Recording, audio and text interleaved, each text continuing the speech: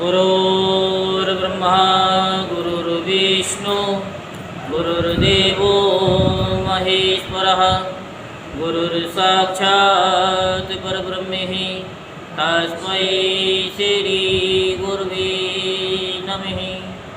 ॐ गजाननं भूतगणाधिसेवितं कपितजम्बुफलचारुभक्षणं उमासुतं शोकविनाशकारिकं नमामि विघ्नेश्वरपादपङ्कजं। सच्चिदानन्दरूपाय विश्वोत्पत्त्यादिहेतवे तापत्रे विनाशाय श्रीकृष्णाय वयं नमः। बोल वृंदावन बिहारी लाल की जय, बोल बांके बिहारी लाल की जय। कल आपको कर्दम ऋषि और देवहूति के विहार के बारे में कथा सुनाई और उनसे जो है 9 कन्याएं उत्पन्न हुई। तो कर्दम ऋषि वन में जाने की सोच रहे थे, तभी देवहूति ने कहा कि भगवान आपने जो कुछ प्रतिज्ञा की थी वह तो सब पूर्णतः निभा दी, आप तो चले जाओगे, इन 9 कन्याओं को वर स्वयं देखने पड़ेंगे, इसमें एक पुत्र तो होना जरूरी चाहिए।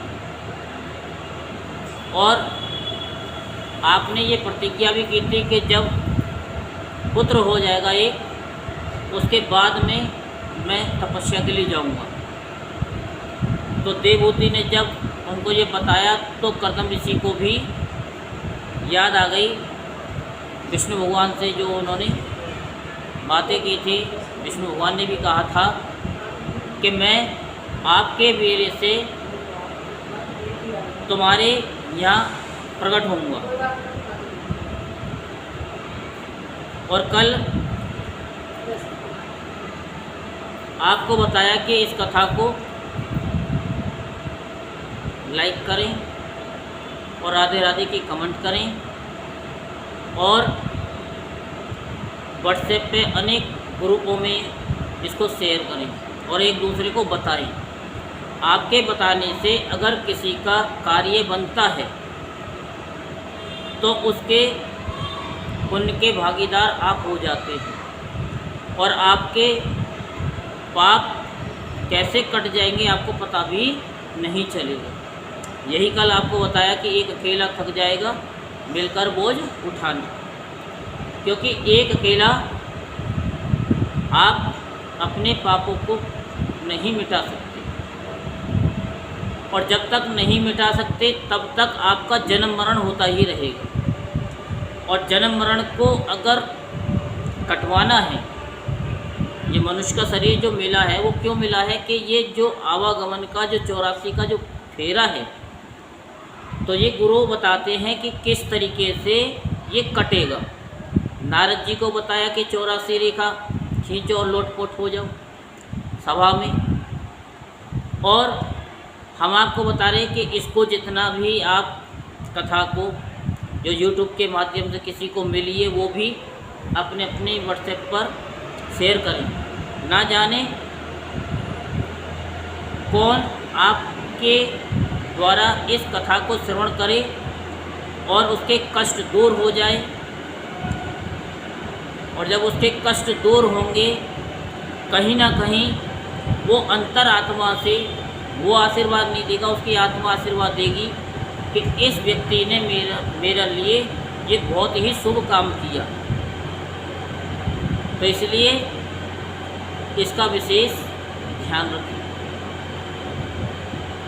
कि हमें अपने खेत को अकेले नहीं 4 जनों को मिला करके कटवाना है। जैसे किसान होता है तो वो अकेला खेत नहीं काटता, वो क्या करता है कि 2-4 किसानों को बुला लेता है, जिसको लावनी भी बोलते हैं शायद। तो वो सब मिलकर के खेत को काट लेते हैं। तो ऐसे ही हम सबको अपने पापों को कटवाना है और जब पाप कटेंगे तो पुण्य उदय होगा। जब पुण्य उदय होगा तो हमारे कष्ट दूर होंगे, और जब कष्ट दूर होंगे तो हमारा आवागमन का चक्र भी कट जाएगा। तो आज हम श्री कपिल देव जी के जन्म के बारे में बताते हैं। तो श्री मैत्री जी कहते हैं कि उत्तम गुणों से सुशोभित मनु कुमारी देवहूति ने जब ऐसी वैराग्य युक्त बातें कहीं, तब कृपालु कर्दम मुनि को भगवान विष्णु के कथन का स्मरण हो आया और उनसे कहा। कर्दम जी बोले कि दोष रहित राजकुमारी, तुम अपने विषय में इस प्रकार खेद मत करो। तुम्हारे गर्भ में अविनाशी भगवान विष्णु शीघ्र ही पधारेंगे। प्रिय, तुम अनेक प्रकार के व्रतों का पालन तुमने किया है, अतः तुम्हारा कल्याण हो। अब तुम संयम, नियम, तप और दान आदि करती हुई श्रद्धापूर्वक भगवान का भजन करो। इस प्रकार आराधना करने पर श्री हरि तुम्हारे गर्भ से अवतीर्ण होकर मेरा यश बढ़ावेंगे और ब्रह्म ज्ञान का उपदेश करके तुम्हारे हृदय की अहंकारमयी ग्रंथि को छेदन करेंगे। जो ग्रंथि है पापों की, उसको वो छेद देंगे। जैसे आप लोग अदरक को छेद देते हो, कूट देते हो अच्छी तरीके से, इस तरीके से। तो श्री मैत्री जी कहते हैं, विदुर जी, प्रजापति कर्दम के आदेश में गोरख बुद्धि होने से देवहूति ने उस पर विश्वास किया और वह निर्विकार जगत गुरु भगवान श्री पुरुषोत्तम की आराधना करने लगी।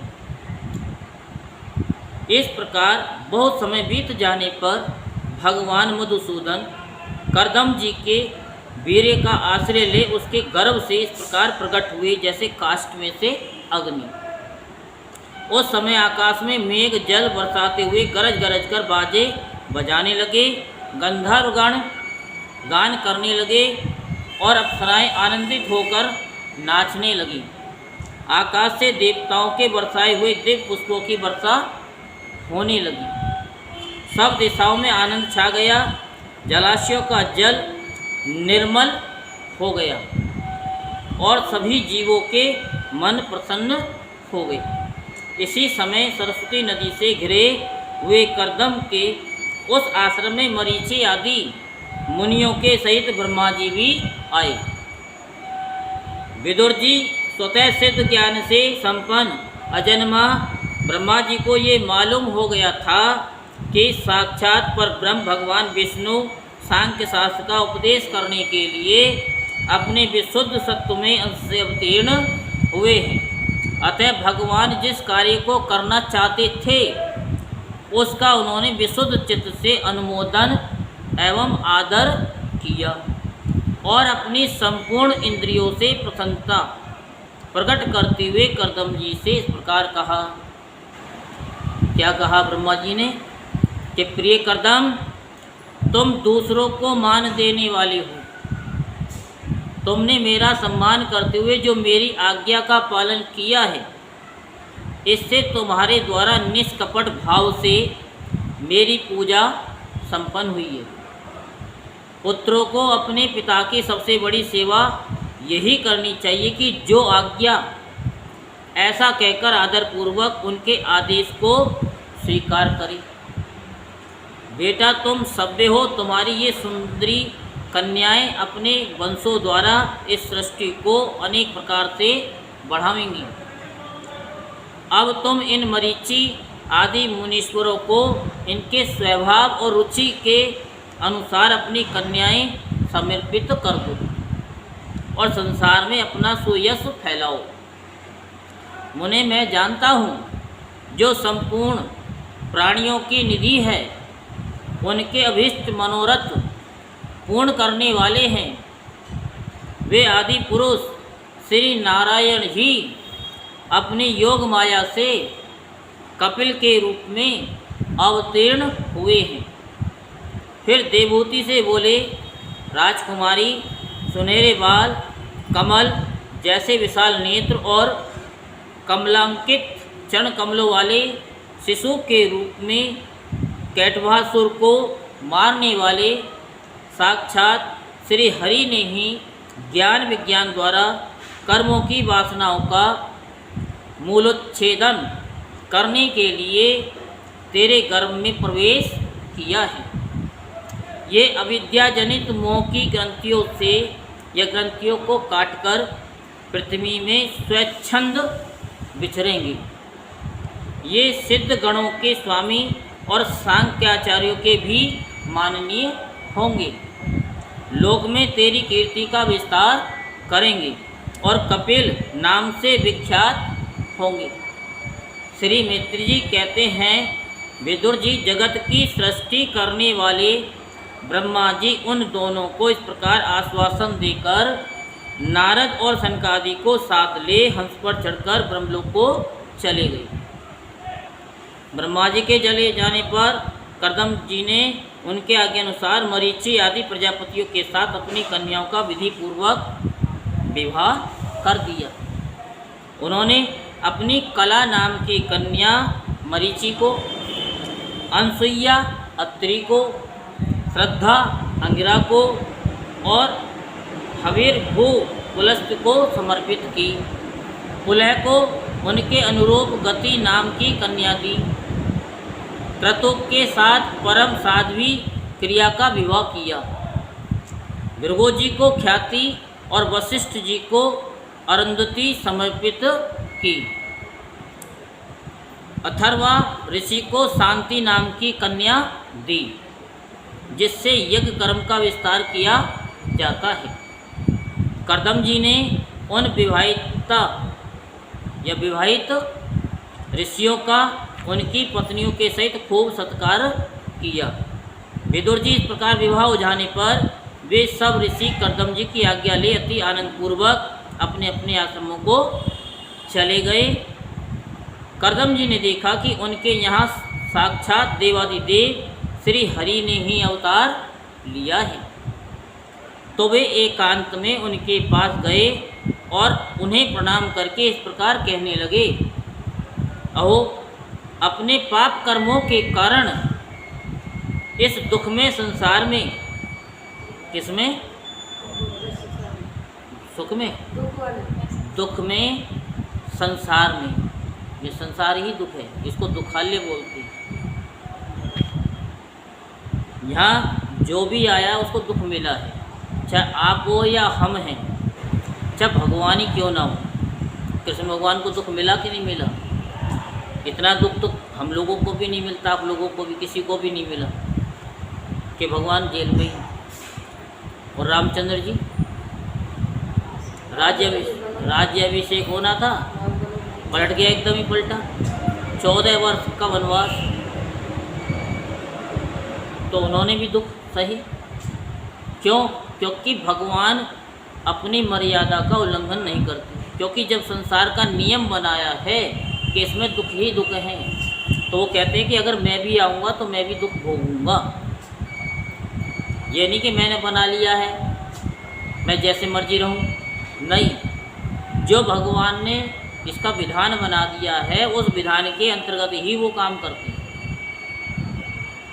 तो दुख में, संसार में नाना प्रकार से पीड़ित होते हुए पुरुषों पर देवगण तो बहुत काल बीतने पर प्रसन्न होते हैं, किंतु जिनके स्वरूप को योगीजन अनेकों जन्मों के साधन से सिद्धि हुई, सुदृढ़ समाधि के द्वारा एकांत में देखने का प्रयत्न करते हैं, अपने भक्तों की रक्षा करने वाले वे ही श्री हरि हम विषय लोलुपों के द्वारा होने वाली अपनी अवज्ञा का कुछ भी विचार न कर आज हमारे घर अवतीर्ण हुए हैं। आप वास्तव में अपने भक्तों का मान बढ़ाने वाले हैं।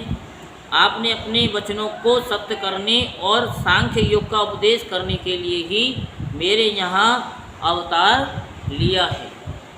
भगवान, आप प्राकृतिक रूप से रहित हैं।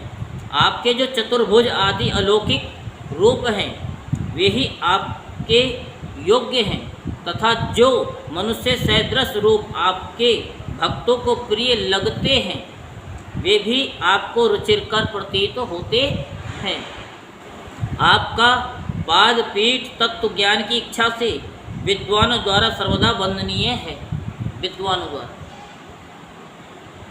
तथा आप ऐश्वर्य, वैराग्य, यश, ज्ञान, वीर्य और श्री इन 6 ऐश्वर्यों से पूर्ण है। मैं आपकी शरण में हूँ। भगवान आप पर ब्रह्म हैं, सारी शक्तियाँ आपके अधीन हैं। प्रकृति, पुरुष में तत्व, काल, विविध और त्रिविध, अहंकार, समस्त लोक एवं लोकपालों के रूप में आप ही प्रकट हैं तथा आप सर्वज्ञ परमात्मा ही इस सारे प्रपंच को चेतन शक्ति के द्वारा अपने में लीन कर लेते हैं। अतः इन सबसे परे भी आप ही हैं। मैं आप भगवान कपिल की शरण लेता हूँ। प्रभु, आपकी कृपा से मैं तीनों ऋणों से मुक्त हो गया और मेरे सभी मनोरथ पूर्ण हो चुके हैं। अब मैं संन्यास मार्ग को ग्रहण कर आपका चिंतन करते हुए शोक रहित होकर विचरूंगा। आप समस्त प्रजाओं के स्वामी हैं, अतएव इसके लिए मैं आपकी आज्ञा चाहता हूँ। श्री भगवान ने कहा, मुनि, वैदिक और लौकिक सभी कर्मों में संसार के लिए मेरा कथन ही प्रमाण है। इसलिए मैंने जो तुमसे कहा था कि मैं तुम्हारे यहाँ जन्म लूँगा, उसे सत्य करने के लिए ही मैंने ये अवतार लिया है। कौन सा अवतार? कपिल अवतार। इस लोक में मेरा ये जन्म लिंग शरीर से मुक्त होने की इच्छा वाले मुनियों के लिए आत्म दर्शन में उपयोगी प्रकृति आदि तत्वों का विवेचन करने के लिए ही हुआ है। आत्मज्ञान का ये सूक्ष्म मार्ग, ये अति सूक्ष्म मार्ग आत्मज्ञान, ये आसानी से नहीं होता,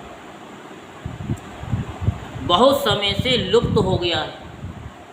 इसे फिर से परिवर्तित करने के लिए मैंने ये शरीर ग्रहण किया है, ऐसा जानो।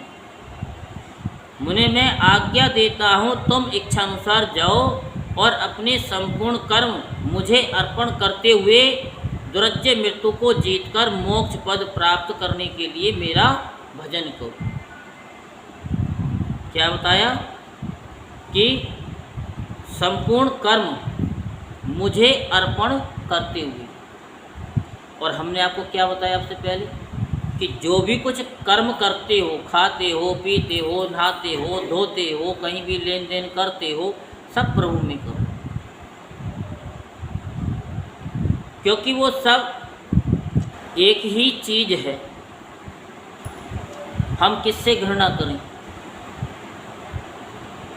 अब ऐसे समझो, अब छोटा सा उदाहरण दूंगा, आप कुछ समझदार हैं। जिस पैसे को आप हाथ में लगाते हो, हाथ लगाते हो, वही पैसा मंदिर में चढ़ता है, वही पैसा अर्थी पर चढ़ता है, घूम फिर करके आप लोगों के पास में आ जाता है। ये बहुत गहराई की बात है, ये कोई बताता नहीं है, ये स्वयं ही फील किया जाता है कि जिसने भी लिया वो घूमता घूमता आप लोगों तक पहुंच जाता है। अगर आपके सामने वो अर्थी का पैसा आपको दिया जाए तो आप उसको लेंगे नहीं, लेकिन वही जिसने लिया है उसने कुछ बाज़ार से सामान खरीदा, वही पैसा फिर घूमता घूमता आप तक पहुंच गया, तो ये आपको पता ही नहीं। तो ऐसे ही लोगों के पाप भी घूमते घूमते घूमते हम तक पहुंच जाते हैं और हमको पता लगता नहीं है। तो उन्हीं चीज़ों को दूर करने के लिए हमने आपको क्या बताया कि जो भी आप कर्म करो सब परमात्मा को अर्पण करते चलो, क्योंकि ये ज्ञान है और ज्ञान में अगर जरा सा भी एक बिंदी का भी फर्क हो गया तो अर्थ का अनर्थ हो जाता है। बहुत से ज्योतिष होते हैं, ज्योतिषी होते हैं, उनको ये नहीं पता कि जब दो चीज़ एक सी हों तो क्या होगा। अब हम आपको बताते हैं ज्योतिष के माध्यम से। एक व्यक्ति एक ज्योतिष के पास गया, उसने अपनी कुंडली दिखाई, ज्योतिष ने देखा कि भाई ये तो कहा कि भाई तुम्हारी पत्नी से तुम्हारी बात बनती नहीं है, क्योंकि शनि तुम्हारे पहले स्थान में बैठा हुआ है और तुम्हारी पत्नी को देख रहा है। किसको देख रहा है? पत्नी के भाव को देख रहा है, इसलिए तुम्हारी पत्नी से बात में लड़ाई होती है। अब वो जो जन्मपत्री लेकर के गया, उसने कहा कि महाराज मेरी पत्नी तो आज तक कभी लड़ी नहीं, 30 साल में एक अलिफ से बे नहीं बोली। आप कैसे कह रहे हैं कि आपकी पत्नी आपसे लड़ती बहुत है? तो ज्योतिषी ने कहा कि लो अपनी कुंडली नहीं बात मानते हो, चले जाओ। अब उसके पास तो कोई दूसरा ऑप्शन था ही नहीं। वो सोचता सोचता आ रहा है, मन में विचार किया कि ज्योतिष भी गलत नहीं हो सकता, ज्योतिषी भी गलत नहीं हो सकता, और मैं भी गलत नहीं हूँ। तो भगवान ये बताओ कि ये पेच कहाँ अटक गया। जैसे पतंग कट करके कहीं ना कहीं अटक जाती है, तो ज्योतिषी तो गलत है नहीं, लेकिन वो पेच कहाँ अटक गया। तो वो भगवान का भक्त था और हमारा ही शिष्य था। मैं अपने शिष्य की ही बात बता रहा हूँ। ये 2011 से पहले की बात है। कहने लगा कि गुरुवर मैंने आपका ध्यान किया और कहा कि ये पेच कहाँ अटक रहा है। गुरुवर भगवान से बोलो, इसका समाधान घर पहुंचने से पहले पहले मुझको मिल जाए। आ रहा है वो मन में ये पूरे चल रही है कि ज्योतिषी गलत हो सकता नहीं और गलत मैं भी नहीं। जब मेरी पत्नी मुझसे लड़ी नहीं तो मैं कैसे हाँ कर दूँ। तब भगवान ने उनके मन में जाकर के कहा कि जो शनि मेरे प्रथम स्थान में बैठा है और पत्नी के भाव को देख रहा है, और मेरी पत्नी का नाम सुधा है। मेरी पत्नी का नाम क्या है? सुधा है। और सुधा होने के कारण उस पत्नी, उस सुधा का स्वामी कौन है? शनि महाराज है। तो जब शनि महाराज हैं तो जैसे जब जोड़ और घटाने का सवाल आता है, जब माइनस माइनस होता है तो वो जुड़ जाते हैं, लेकिन चिन्ह माइनस का ही आता है। पढ़ा है ना आपने? तो जहाँ माइनस, ऊपर भी माइनस और नीचे भी माइनस, तो वो संख्या जुड़ जाती है और चिन्ह वो माइनस का ही आता है। तो उनको ज्ञात हो गया कि जो ज्योतिषी थे वो तो सही थे, उन्होंने उनकी कुंडली तो देखी, लेकिन उन्होंने उनकी पत्नी का नाम नहीं पूछा, इसलिए उनका फलादेश गलत हो गया। क्योंकि जहाँ शनि शनि होंगे, जहाँ दोनों की बात एक होगी, हाँ जी कहना, और इसी गांव में रहना, तो फिर वहाँ लड़ाई कैसे हो सकती है? हो सकती है क्या कभी? जब दोनों यहाँ हाँ करेंगे, बोलो, तो फिर लड़ाई होगी नहीं। फिर वो दूसरे दिन फिर ज्योतिषी के पास में पहुँचा, प्रणाम किया, फिर कहा कि गलत आप भी नहीं हो, गलत मैं भी नहीं हूँ, गलत आप भी नहीं हो, गलत मैं भी नहीं हूँ, बस आप इतना पूछना भूल गए कि आपकी पत्नी का नाम क्या है। अगर आपने मेरी पत्नी का नाम पूछा होता तो आपका फलादेश सही हो जाता। मेरी पत्नी का नाम सुधा है और उसकी राशि का स्वामी शनि है, तो वो मेरी पत्नी को देख रहा है। शनि सप्तम भाव को देख रहा है, पत्नी के भाव को देख रहा है, तो पत्नी के भाव का जो स्वामी है वो भी शनि महाराज है। इसीलिए हमारे घर में कभी लड़ाई होती नहीं। तो एक पॉइंट भी अगर हम गलत लिख दें तो सारा सवाल गलत हो जाता है। तो उन्होंने कहा कि और जो हम आपको बताते, जो भी कर्म करो वो परमात्मा को अर्पण करते चलो, कि ये सब हम आपके लिए कर रहे हैं। मैं स्वयं प्रकाश और संपूर्ण जीवों के अंतःकरणों में रहने वाला परमात्मा ही हूँ। अतः जब तुम विशुद्ध बुद्धि के द्वारा अपने अंतःकरण में मेरा साक्षात्कार कर लोगे, तब सब प्रकार के शोकों से छूटकर निर्भय पद मोक्ष प्राप्त कर लोगी। माता देवहूति को भी मैं संपूर्ण कर्मों से छुड़ाने वाला आत्मज्ञान प्रदान करूँगा। बताओ, एक बच्चा अपनी माता को आत्मज्ञान दे, कहते हैं ना कि ज्ञान छोटा हो या बड़ा हो, ये नहीं कि उसकी उम्र ज़्यादा है तो वो ज्ञान देगा, नहीं, एक छोटे बच्चे के अंदर बड़ों से ज़्यादा भी ज्ञान होता है, जिससे ये संसार रोग भय से पार हो जाएगी। श्री मैत्री जी कहते हैं कि भगवान कपिल के इस प्रकार कहने पर प्रजापति कर्दम जी उनकी परिक्रमा कर प्रसन्नतापूर्वक वन को चले गए।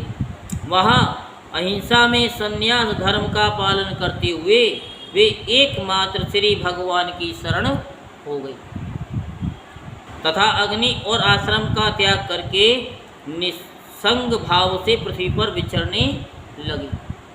जो कार्य कारण से अतीत है, सत्वादि गुणों का प्रकाशक एवं निर्गुण है और अनन्य भक्ति से ही प्रत्यक्ष होता है, उस पर ब्रह्म में उन्होंने अपना मन लगा दिया।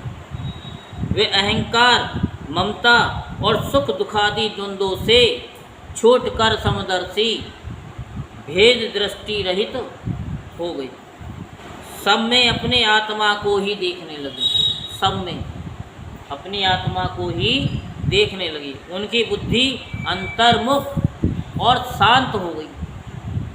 उस समय धीर कर्दम जी शांत लहरों वाले समुद्र के समान जान पड़ने लगे।